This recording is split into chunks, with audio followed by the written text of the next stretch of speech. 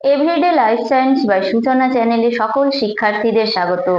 আজকে আবারও এসে গেছি ক্লাস 11 চ্যাপ্টার 6 কোষ জীবনের মূল একক নিয়ে। তো আজকে পার্ট 4 এ পড়াবো কোষ পর্দা বা প্লাজমা পর্দা বা সেল মেমব্রেন। ভিডিওটি স্কিপ না করে তাহলে পুরো ভিডিওটা দেখতে থাকো এবং ভিডিওটি ভালো লাগলে লাইক, সাবস্ক্রাইব, শেয়ার এবং নিচে থাকা কমেন্ট বক্সে কমেন্ট করে দাও। এছাড়াও পাশে থাকা বেল আইকনটি প্রেস করে দাও যাতে পরবর্তী নোটিফিকেশন তোমাদের কাছে পৌঁছে যায়। 1 নম্বর, কোষ পর্দার সংজ্ঞা। প্রতিটি সজীব কোষের প্রোটোপ্লাজম সূক্ষ্ম স্থিতিস্থাপক প্রভেদক ভেদ্য লিপোপ্রোটিন যে ত্রিস্তরী আবরণী দিয়ে ঢাকা থাকে তাকেই বলা হয় প্লাজমা পর্দা বা কোষ পর্দা বা সেল মেমব্রেন। তাহলে কোষ পর্দার অপর নামগুলো কি কি হলো? সেল মেমব্রেন বা প্লাজমা মেমব্রেন।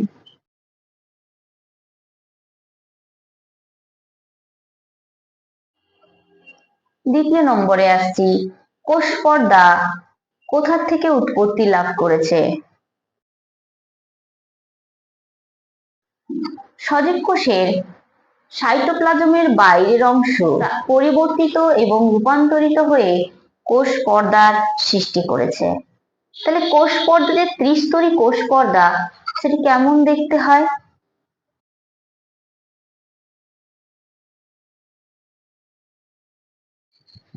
এটি হচ্ছে সাইটোপ্লাজমীয় অংশ,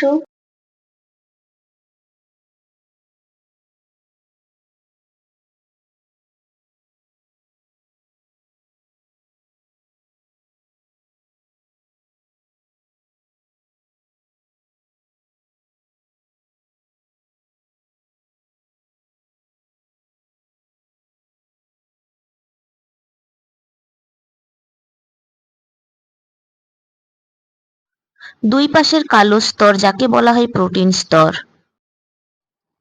মাঝের স্তরটি হলো স্বচ্ছ স্তর যাকে বলা হয় ফসফোলিপিডের স্তর।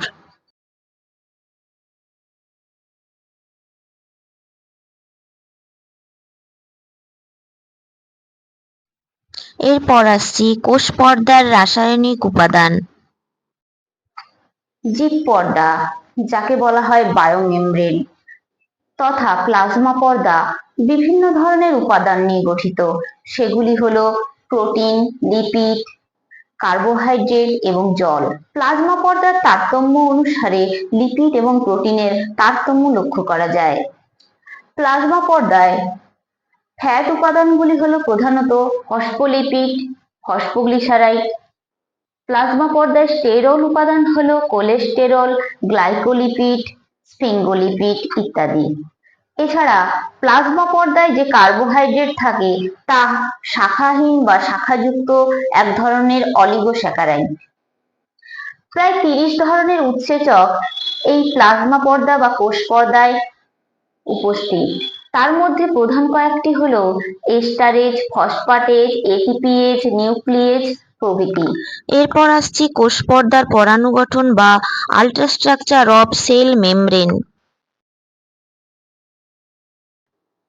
ইলেকট্রন অণুবীক্ষণ যন্ত্রে দৃশ্যমান একটি প্লাজমা পর্দা চওড়ায় 70 থেকে 100 অ্যাংস্ট্রম হতে পারে, যা গড়ে 80 অ্যাংস্ট্রম প্রায় হয়। এই প্লাজমা পর্দার বাইরে এবং ভেতরে এক অনুস্তর প্রোটিন দ্বারা গঠিত। এই প্রোটিন মাঝের স্তরটি লিপিডের স্তর, যেটি প্রায় 35 অ্যাংস্ট্রম চওড়া হয়। এই লিপিড স্তর মূলত ফসফোলিপিড দ্বারা গঠিত।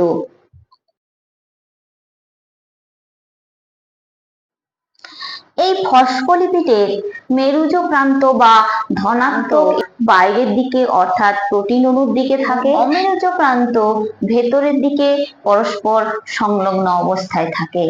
এই প্রোটিন স্তরে বিভিন্ন ধরনের উৎসেচক এবং সোডিয়াম, পটাশিয়াম, ম্যাগনেসিয়াম ইত্যাদি ধাতব আয়ন উপস্থিত থাকে। 5 নম্বর হলো কোষ পর্দার বিভিন্ন মডেল। 1 নম্বর ওভালটন মডেল। এই ওভালটন মডেল অনুযায়ী বিজ্ঞানী ওভালটন বলেছেন যে কোষ পর্দা এক অনুস্তর লিপিড দ্বারা গঠিত। 2 নম্বর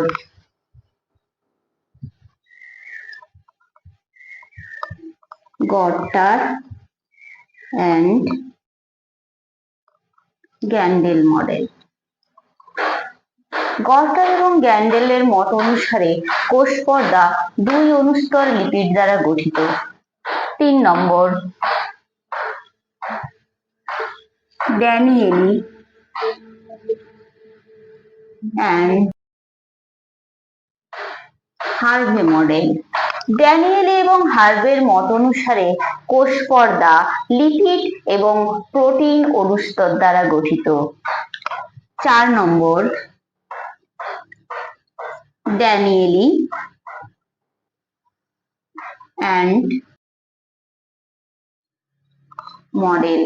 ড্যানিয়েলি এবং ড্যাকসন বলেন যে কোষ পর্দা প্রোটিন, লিপিড এবং প্রোটিন এই 3 অনুস্তর দ্বারা গঠিত। এক্ষেত্রে কোষ পর্দার মধ্যবর্তী লিপিড অণুর হাইড্রোফোবিক অঞ্চল পরস্পর মুখোমুখি থাকে এবং হাইড্রোফিলিক অঞ্চল বাইরের দিকে অর্থাৎ প্রোটিন অণুর দিকে থাকে। 5 নম্বর ইউনিট মেমব্রেন মডেল।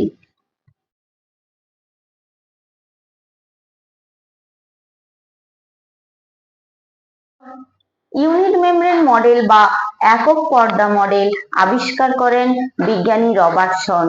বিজ্ঞানী রবার্টসন ইলেকট্রন অণুবীক্ষণ যন্ত্রে প্লাজমা পর্দার যে বিবরণ দেন তাতে প্লাজমা পর্দা ত্রিস্তরী ফসফোলিপিড অণু দ্বারা গঠিত। 6 নম্বর তরল মোজাইক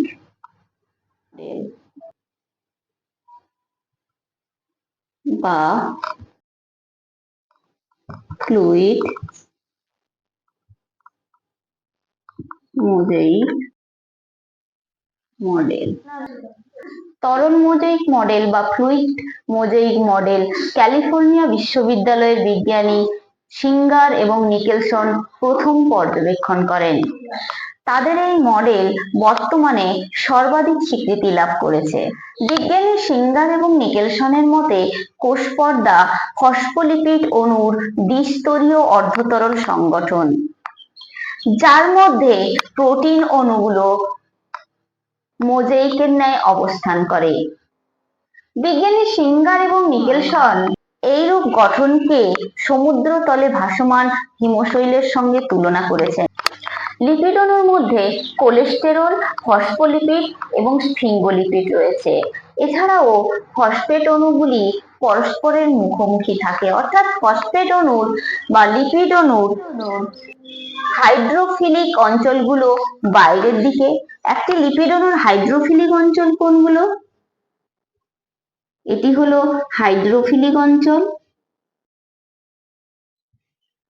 আর এটি হলো হাইড্রোফোবিক।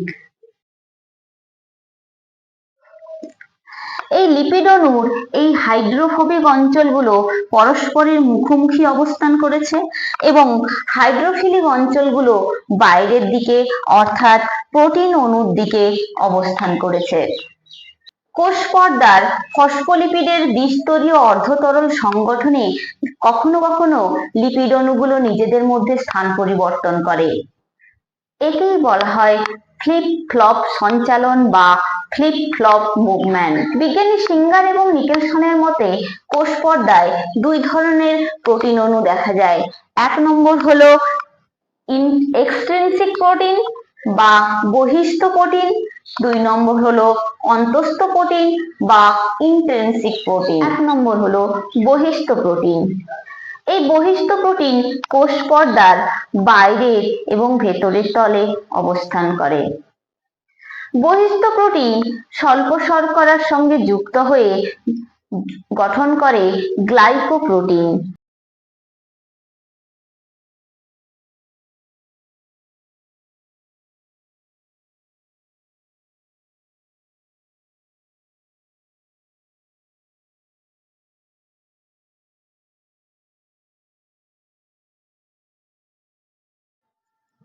বহিস্থ প্রোটিন তাহলে অলিগোস্যাকারাইডের সঙ্গে যুক্ত হয়ে গঠন করে গ্লাইকোপ্রোটিন। এছাড়াও স্বল্প শর্করা গ্লাইকোসাইড, গ্যাংলিওলিপিড ইত্যাদি বাইরের দিকে প্রসারিত থাকে। 2 নম্বর হচ্ছে ইন্ট্রিনসিক প্রোটিন। কোষ পর্দার লিপিড স্তরে যে সমস্ত প্রোটিন সংযুক্ত থাকে একেই বলা হয় ইন্ট্রিনসিক বা অন্তঃস্থ প্রোটিন।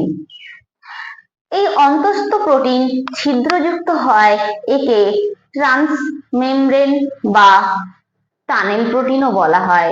এই টানেল প্রোটিনের মধ্য দিয়ে অণু বা আয়নের চলাচল ঘটে। অনেক সময় অন্তঃস্থ প্রোটিনগুলির মধ্যেও স্থান পরিবর্তন ঘটে। প্লাজমা পর্দার মধ্যবর্তী স্থানে কখনো কখনো প্রোটিন জাতীয় বস্তু জমা হয়ে ক্যাপিং গঠন করে। এই ক্যাপিং হলো একটি জালিকাকার গঠন। এই জালিকাকার গঠনটি সাইটোপ্লাজমের মধ্যে বিন্যস্ত থেকে গঠন করে সাইটোস্কেলিটন। কার্যগত দিক থেকে ফসফোলিপিডে থাকা প্রোটিনগুলোকে 5 ভাগে ভাগ করা হয়েছে। 1 নম্বর হলো স্ট্রাকচারাল প্রোটিন বা গাঠনিক প্রোটিন, 2 নম্বর হচ্ছে টানেল প্রোটিন বা নালীযুক্ত প্রোটিন, 3 নম্বর হচ্ছে ক্যারিয়ার প্রোটিন বা বাহক প্রোটিন, 4 নম্বর রিসেপ্টর প্রোটিন বা গ্রাহক প্রোটিন, 5 নম্বর হচ্ছে এনজাইমেটিক প্রোটিন বা উৎসেচক প্রোটিন। বিজ্ঞানী সিঙ্গার এবং নিকলসন তাদের এই ফ্লুইড মোজাইক মডেলে যে সমস্ত গঠনগুলি দেখিয়েছেন সেগুলি হলো গ্লাইকোলিপিড, গ্লাইকোপ্রোটিন, অন্তঃস্থ প্রোটিন, পরিধিস্থ প্রোটিন, লিপিড অণুর মধ্যস্থ কোলেস্টেরল, 2টি প্রোটিন অণু মধ্যস্থ ছিদ্র অর্থাৎ টানেল প্রোটিন ইত্যাদি। নানান প্রকার শারীরবৃত্তীয় কাজের পরিবর্তনের জন্য প্লাজমা পর্দার কিছু বিশেষ গঠন পরিলক্ষিত হয়। সেগুলো হলো 1 নম্বর মাইক্রোভিলাই।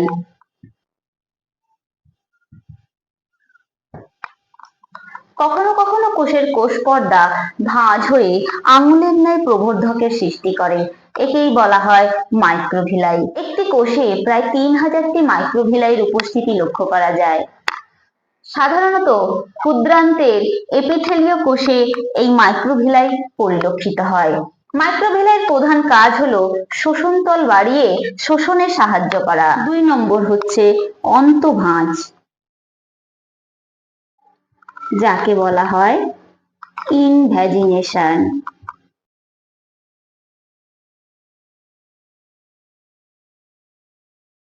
কখনো কখনো কোষ পর্দা ভাঁজ হয়ে যে নলাকার গঠনের সৃষ্টি করে তাকেই বলা হয় অন্তঃভাঁজ বা ইনভ্যাজিনেশন। এই ইনভ্যাজিনেশন দেখা যায় বৃক্কের কোষে।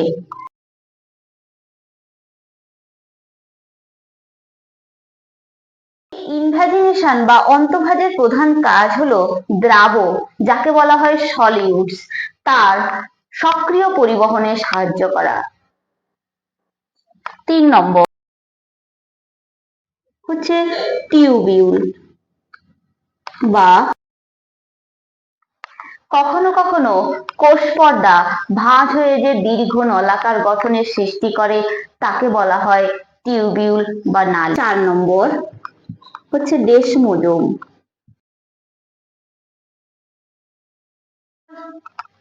সন্নিহিত দুটি কোষের কোষ পর্দার মাঝে যে কোষান্তর বস্তু জমা হয়ে যে গঠনের সৃষ্টি করে তাকেই বলা হয় ডেসমোজোম। এই ডেসমোজোম 200 অ্যাংস্ট্রম ব্যাস বিশিষ্ট হয়, যাকে বলা হয় মাকুলা অ্যাডহেরেন্স। এই ডেসমোজোম মিউকোপলিস্যাকারাইড এবং প্রোটিনের সমন্বয়ে গঠিত।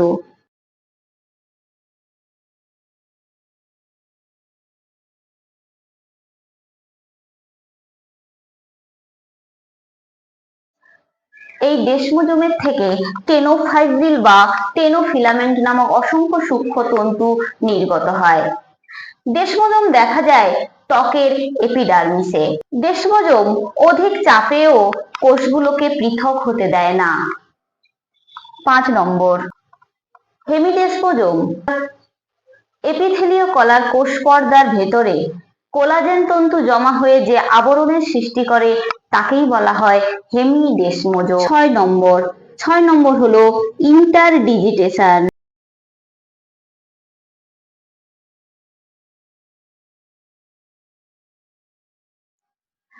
দুটি কোষের কোষ পর্দা ভাঁজ হয়ে যে আঙুলের ন্যায় প্রবর্ধকের সৃষ্টি করে তাকে বলা হয় ইন্টারডিজিটেশন। এরপর আসছি 7 নম্বর টাইট জাংশন।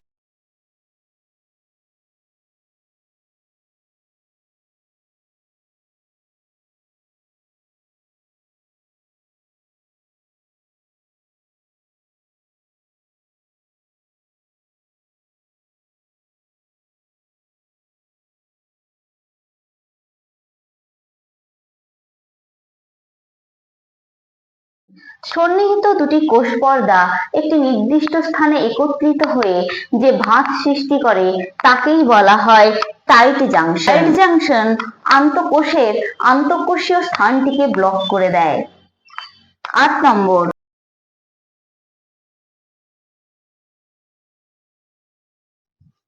Gap junction.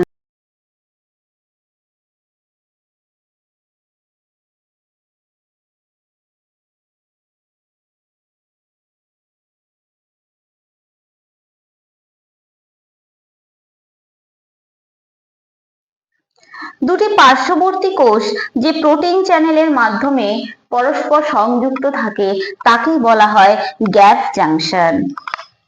এটি হলো গ্যাপ জাংশন। এই গ্যাপ জাংশনের মাধ্যমে এক কোষ থেকে অন্য কোষে বিভিন্ন ধরনের অণু বা আয়ন চলাচল করতে পারে। 9 নম্বর হলো টার্মিনাল বার। ডেসমোজোম অঞ্চলে যে বিশেষ এক প্রকার গঠন টেনোফিলামেন্ট তৈরি করে না তাকেই বলা হয় টার্মিনাল বার। এই টার্মিনাল বারকে বলা হয় জোনুলা অ্যাডহেরেন্স। 10 নম্বর বেল্ট যে ডেসমোজোম। গ্যাপ জাংশনের নিচে যে ডেসমোজোম থাকে যা অ্যাক্টিন এবং অন্তর্বর্তী ফিলামেন্ট দ্বারা গঠিত তাকেই বলা হয় বেল্ট ডেসমোজোম। 11 নম্বর হলো স্পট ডেসমোজোম। বেল্ট ডেসমোজোমের নিচে কোষ পর্দায় যুক্ত হয়ে যে গোলাকার গঠনের সৃষ্টি করেছে তাকেই বলা হয় স্পট ডেসমোজোম। 12 নম্বর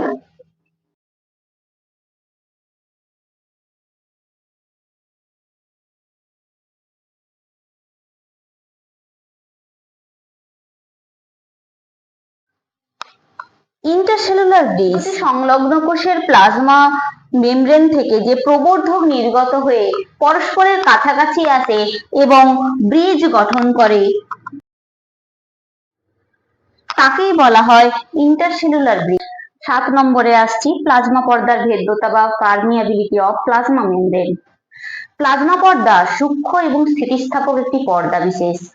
এই প্লাজমা পর্দার মধ্য দিয়ে বিভিন্ন ধরনের অণু এবং আয়ন চলাচল করতে পারে। প্লাজমা পর্দার এরূপ প্রকৃতিকে বলা হয় প্লাজমা পর্দার ভেদ্যতা বা permeability of plasma membrane. Plasma পর্দার ভেদ্যতা যেসব শর্তগুলির উপর নির্ভর করে সেগুলি হলো 1 নম্বর কোষ পর্দার স্থিতিস্থাপকতা,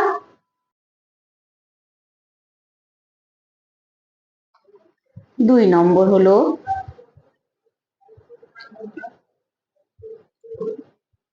কোষ পর্দার উপর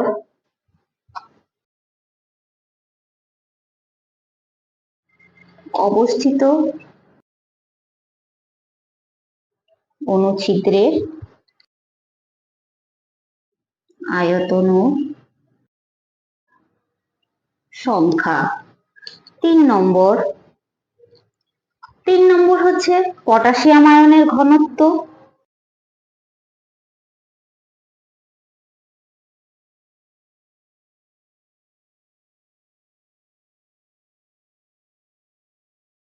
4 নম্বর হলো পদার্থের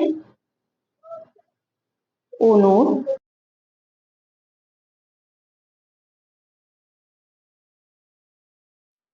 আণবিক ওজন ইত্যাদির ওপর প্লাজমা পর্দার ভেদ্যতা নির্ভর করে। কোষ পর্দার স্থিতিস্থাপকতা, কোষ পর্দার উপর অবস্থিত অণুছিদ্রের আয়তন এবং আকার যত বেশি হবে, প্লাজমা পর্দার ভেদ্যতা তত বেশি হবে।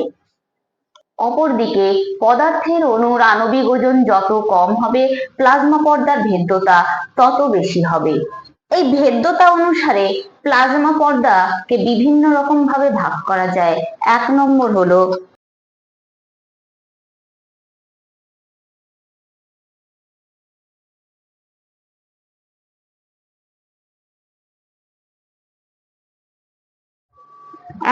কি অবেদ্য প্লাজমা পর্দা, যাকে বলা হয় ইমপারমিয়াবল মেমব্রেন।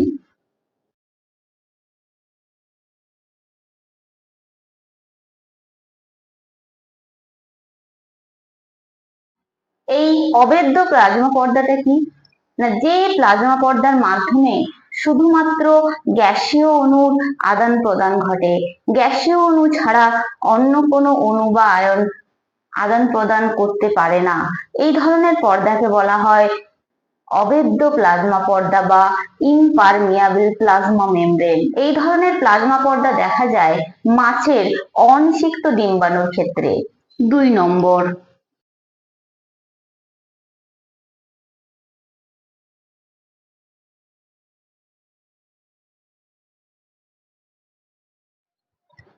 অর্ধভেদ্য প্লাজমা পর্দা, অর্ধভেদ্য প্লাজমা পর্দা বা সেমি পারমিয়াবল মেমব্রেন।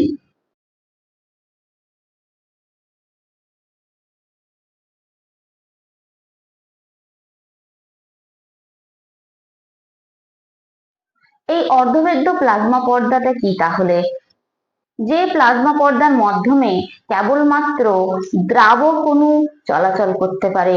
দ্রাবক অণু বলতে যেমন জল। কিন্তু দ্রাবক যাকে বলা হয় সলিউট,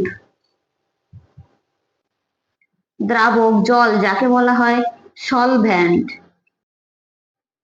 কিন্তু এই দ্রাবক অণু চলাচল করতে পারে না।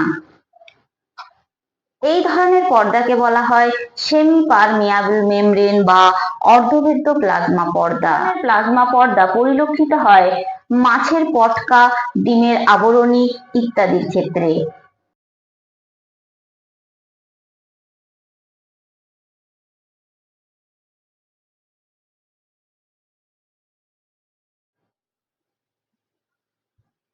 তিন নম্বর হলো প্রভেদক ভেদ্য পর্দা বা সিলেক্টিভলি প্লাজমা মেমব্রেন।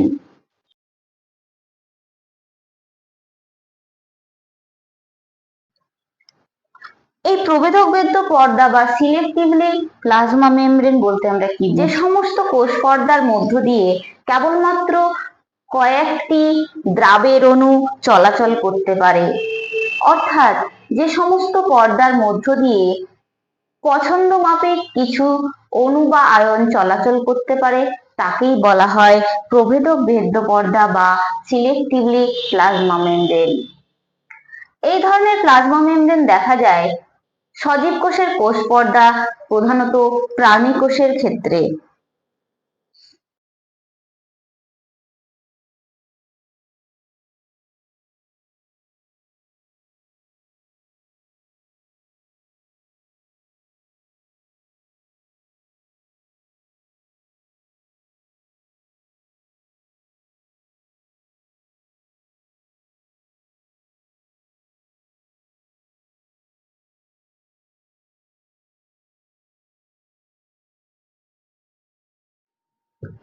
ডায়ালাইজিং প্লাজমা পর্দা বা ডায়ালাইজিং প্লাজমা মেমব্রেন। ডায়ালাইজিং প্লাজমা পর্দা বলতে আমরা তাকেই বুঝি যে সমস্ত পর্দার মাধ্যমে স্থৈতিক চাপ বা হাইড্রোস্ট্যাটিক প্রেসার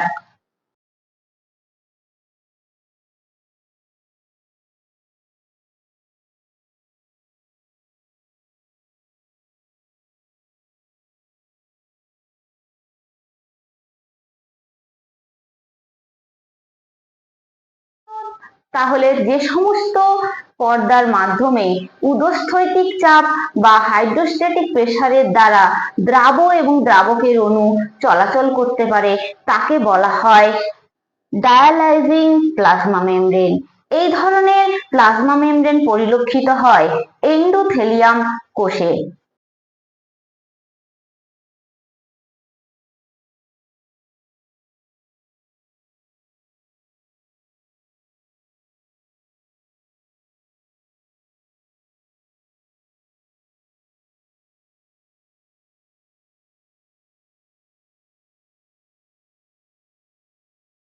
এবার আসছি 8 নম্বরে, কোষ পর্দার মাধ্যমে পরিবহন বা ট্রান্সপোর্ট থ্রু প্লাজমা মেমব্রেন। কোষ পর্দার মাধ্যমে বিভিন্ন অণু বা আয়ন চলাচল করতে পারে। এই অণু বা আয়নের চলাচলকে মূলত দুই ভাগে ভাগ করা হয়েছে। 1 নম্বর হলো সক্রিয় পরিবহন,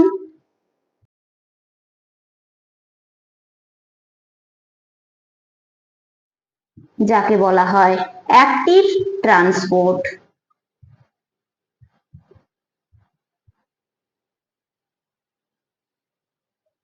2 নম্বর হলো নিষ্ক্রিয় পরিবহন,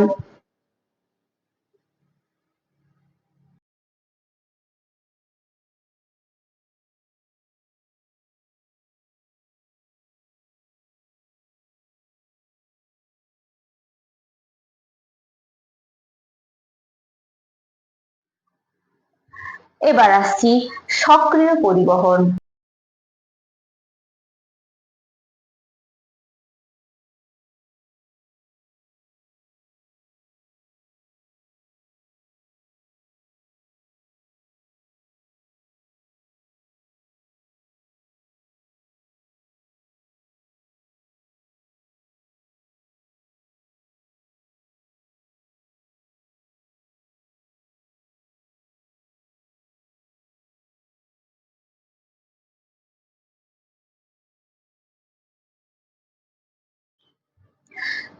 সক্রিয় পরিবহনে পদার্থের অণুগুলি কম ঘনত্ব থেকে বেশি ঘনত্বের দিকে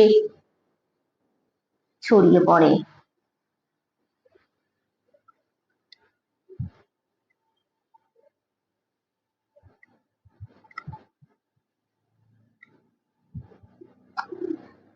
সাধারণত এটিপি থেকে নির্গত শক্তি এই সক্রিয় পরিবহনে সাহায্য করে। 2 নম্বর হলো নিষ্ক্রিয় পরিবহন। নিষ্ক্রিয় পরিবহনে পদার্থের অণুগুলো বেশি ঘনত্ব স্থান থেকে কম ঘনত্বযুক্ত স্থানের দিকে ছড়িয়ে পড়ে।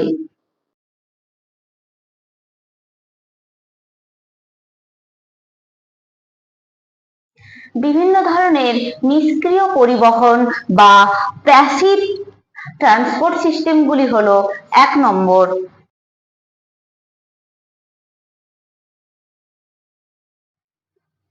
ব্যাপন বা যাকে বলা হয় ডিফিউশন। 1 নম্বর হলো ব্যাপন বা ডিফিউশন। দুটি ভিন্ন পদার্থের মিশ্রণকে পাশাপাশি রাখলে যখন তারা সমসত্ব মিশ্রণে পরিণত হয় তখন তাকে বলা হয় ব্যাপন। এই ব্যাপন প্রক্রিয়া প্লাজমা পর্দার ক্ষেত্রে পরিলক্ষিত হয়। ব্যাপন প্রক্রিয়ায় পদার্থের অণুগুলি উচ্চ ঘনত্ব স্থান থেকে নিম্ন ঘনত্ব স্থানের দিকে ছড়িয়ে পড়ে। 2 নম্বরে আসছি সহায়ক ব্যাপন। সহায়ক ব্যাপন যাকে আমরা বলি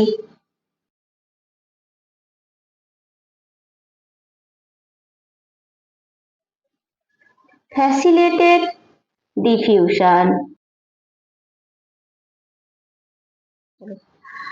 সহায়ক ব্যাপন বা ফ্যাসিলিটেড ডিফিউশন কি? যখন কোনো দ্রাবের অণুগুলি কোষ পর্দার গাত্রে অবস্থিত বাহক অণুগুলোর সঙ্গে যুক্ত হয়ে একটি যৌগ গঠন করে এবং ওই বাহক অণুর দ্বারা কোষ পর্দা ভেদ করে যায় এবং সাইটোপ্লাজমের মধ্যে এসে আবার বা অন্তঃগাত্রে এসে আবার ওরা বিশ্লিষ্ট হয়ে যায়, একেই বলা হয় সহায়ক ব্যাপন। তাহলে সহায়ক ব্যাপনে কি হলো? তাহলে সহায়ক ব্যাপনে দ্রাবক কোষ পর্দার গাত্রে অবস্থিত কোনো বাহক অণুর সাথে যুক্ত হয়ে একটি যৌগ গঠন করে এবং উভয়ই প্লাজমা পর্দা ভেদ করে অন্তঃগাত্রে এই যৌগ গঠন করে। এই যৌগ এবার অন্তঃগাত্রে এসে পুনরায় বিশ্লিষ্ট হয়ে যায়। এটি হলো সহায়ক ব্যাপন, অর্থাৎ যে ব্যাপন প্রক্রিয়া সংঘটিত হতে গেলে কোনো কিছুর মাধ্যম প্রয়োজন, তাকেই বলা হয় সহায়ক ব্যাপন। যেমন শর্করা অণু কোষ পর্দার যে অনুছিদ্র আছে তার থেকে বড় হয় এই শর্করা অণু কোষ পর্দা ভেদ করে যেতে পারে না। এই শর্করা অণু কোষ পর্দার গাত্রে লিপিড অণুর সাথে সংযুক্ত হয়ে শর্করা লিপিড যৌগ গঠন করে এবং লিপিড বাহকের মাধ্যমে প্লাজমা পর্দা ভেদ করে অন্তঃগাত্রে উপস্থিত হয়। অন্তঃগাত্রে এসে এরা আবার পুনরায় বিশ্লিষ্ট হয়ে শর্করা এবং ফ্যাট হয়ে যায়। এটি হচ্ছে সহায়ক ব্যাপন। 3 নম্বর হলো অভিস্রবণ, যাকে বলা হয় অসমোসিস।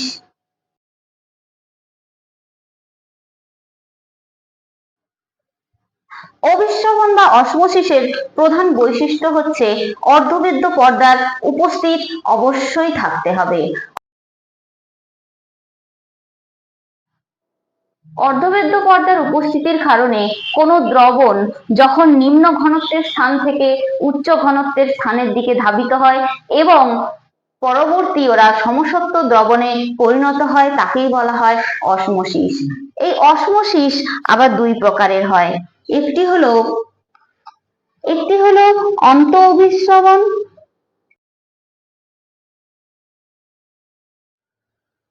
অপরটি হলো বহি অভিস্রবণ।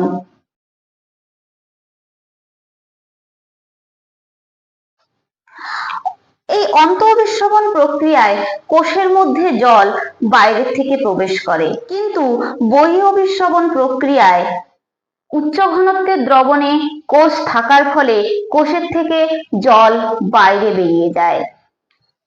4 নম্বর হচ্ছে পরিস্রাবণ, যাকে বলা হয় ফিল্ট্রেশন। এই পরিস্রাবণ এবং দ্রাবের অণুগুলি উচ্চ ঘনত্বযুক্ত অঞ্চলের থেকে নিম্ন ঘনত্বযুক্ত অঞ্চলের দিকে ছড়িয়ে পড়ে, একেই বলা হয় পরিস্রাবণ বা ফিল্ট্রেশন। 5 নম্বর হচ্ছে ঝিল্লি বিশ্লেষণ, যাকে বলা হয় ডায়ালাইসিস।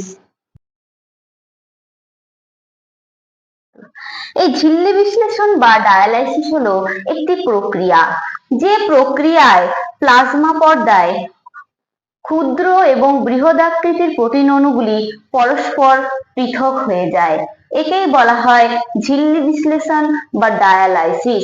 6 নম্বর হলো এন্ডোসাইটোসিস।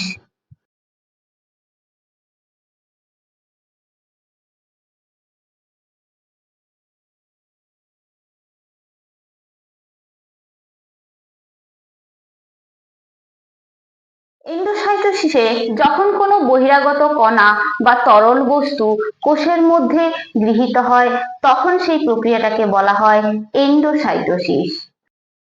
এন্ডোসাইটোসিস আবার দুই রকমের হয়, একটি হলো পিনোসাইটোসিস, অপরটি হলো ফ্যাগোসাইটোসিস।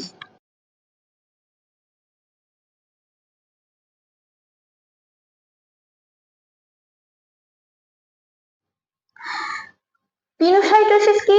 পিনোসাইটোসিস হলো একটি প্রক্রিয়া, যে প্রক্রিয়ায় তরল বস্তু কোষের মধ্যে গৃহীত হয়, তাকেই বলা হয় পিনোসাইটোসিস। এই তরল বস্তু কোষের যে গহ্বরে অবস্থান করে তাকে বলা হয় পিনোসাইটিক গহ্বর। তাহলে পিনোসাইটোসিস কি হলো? কোষের মধ্যে তরল বস্তু গৃহীত হবে। এই ফ্যাগোসাইটোসিস হলো অপর একটি প্রক্রিয়া, যে প্রক্রিয়ার মাধ্যমে কঠিন খাদ্যবস্তু কোষের মধ্যে গৃহীত হয়। সাধারণত অ্যামিবা নামক এককোষী প্রাণীর ক্ষেত্রে এই ধরনের প্রক্রিয়া বা এই ধরনের পদ্ধতি লক্ষ্য করা যায়। ফ্যাগোসাইটোসিস পদ্ধতিতে কঠিন বস্তু গৃহীত হয়। এরপরে আসছি এক্সোসাইটোসিস।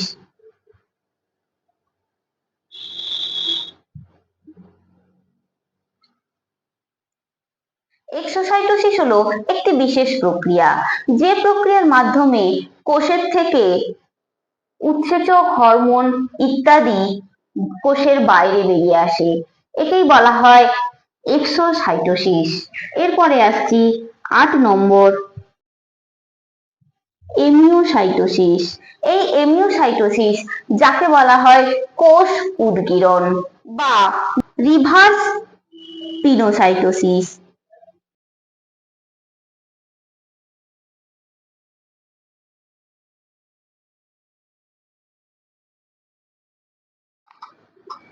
বা সেল ভোমিটিং। তাহলে এমিওসাইটোসিসকে আমরা কি বললাম? রিভার্স পিনোসাইটোসিস বা সেল ভোমিটিং বা কোষ উদ্গীরণ। এই এমিওসাইটোসিস বা রিভার্স পিনোসাইটোসিস বা সেল ভোমিটিং হলো এন্ডোসাইটোসিসের বিপরীত প্রক্রিয়া। এই প্রক্রিয়ায় ক্ষরণকারী কোষ ক্রমশ পরিধির দিকে আসতে থাকে এবং কোষ পর্দার কাছাকাছি আসার পরে কোষটি বিদারিত হয়ে যায় এবং কোষীয় বস্তুগুলি কোষের বাইরে বেরিয়ে আসে, একেই বলা হয় কোষ উদ্গীরণ বা সেল ভোমিটিং বা রিভার্স পিনোসাইটোসিস বা এমিওসাইটোসিস। তাহলে ভিডিওটি আজকে এখানেই শেষ করলাম। ভিডিওটি কেমন লাগলো অবশ্যই কমেন্ট করে জানিও এবং ভিডিওটি যদি ভালো লাগে তাহলে লাইক, শেয়ার, সাবস্ক্রাইব করে পাশে থাকা বেল আইকনটি প্রেস করে দিও, যাতে পরবর্তী নোটিফিকেশন তোমাদের কাছে পৌঁছে যায়। ধন্যবাদ।